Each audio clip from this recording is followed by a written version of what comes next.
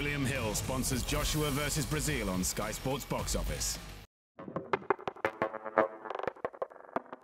Radio Raheem here with Michael Buffer. Michael, you've been around for so many great occasions in boxing and some tragic ones, things that only a real true boxing fan and spectator can appreciate. Obviously, the passing of Muhammad Ali is something that transcends boxing.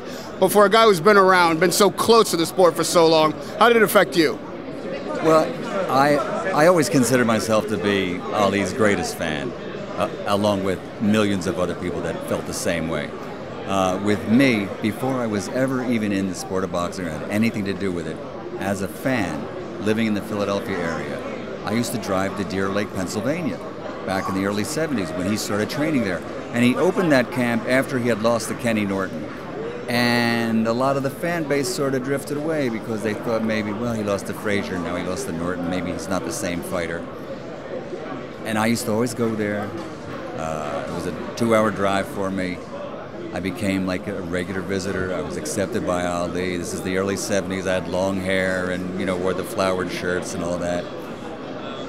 And years later, when I was in the business and Ali and I developed a relationship, and one thing I used to love, he would always say to me, remember, I'm always prettier than you. Of course, I found out later he said that to Oscar De La Hoya too, but he said it to everybody. But I always felt like it was special.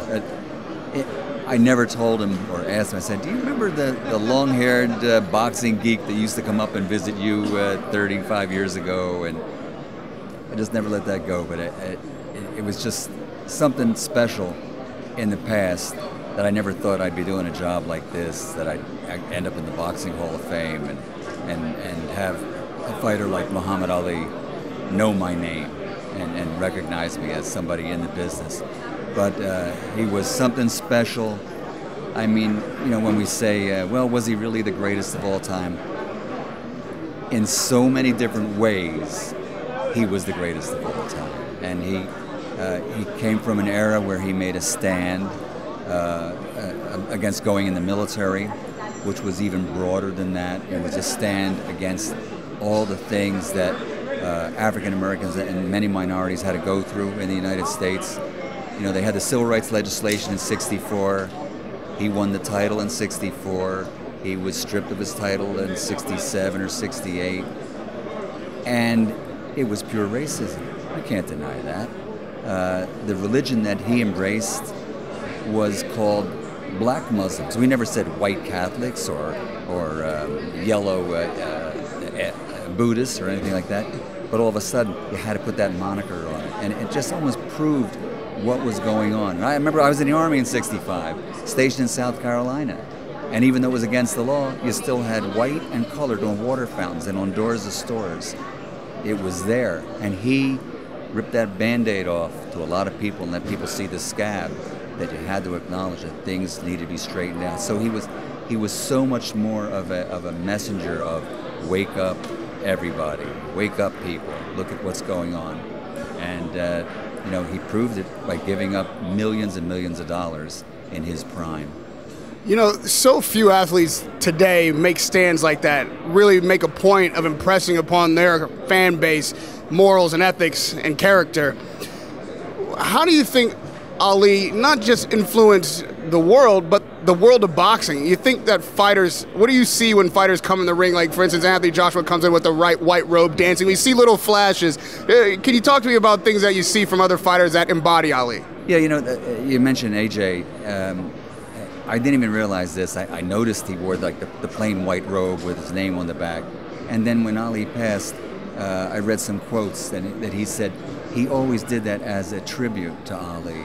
So even young fighters who are 2 generations removed from Muhammad Ali, still, especially heavyweights, young heavyweights, they still have that feeling. They can look at YouTube, they can read about him, they can see interviews from years ago, and they can recognize somebody who was just something special. I mean, we can go through, he did this, he did that, but you still can't put your finger on it.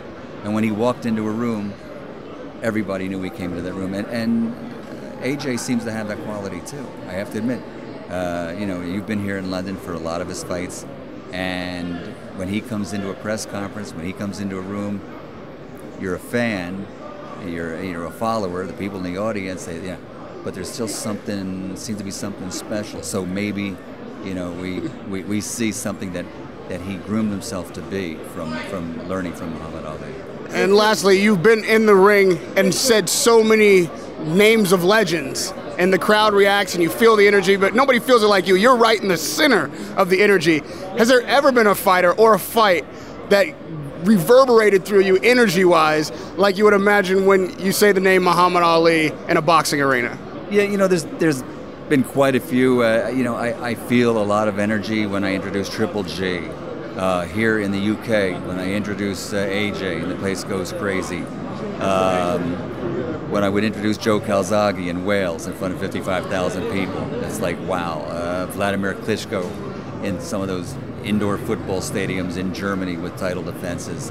There's just so many great moments. Evander Holyfield, outdoors at Caesars, the first fight with Riddick, where he lost the fight, but probably even gained more fans with the way he fought. You know, there are just those great moments. Big George, when he fought Michael Moore and lost almost every round and comes back with 4 punches and wins by knockout. There are moments, there's times where it's just so energetic and so overwhelming. I'm just going to have to write a book. Yeah, you got me going now, Radio Raheem. You got me going. Well, on the cover of that book, we want a picture of you with the long hair and the flower shirt. I'm sure the internet's going to be unearthing that any minute. Radio Raheem with Michael Buffer, man. Thank you for sharing your thoughts and your experiences. One of the only guys who's been around all these generations to see all these champions enter the ring. It's a pleasure to talk to you. Thank you.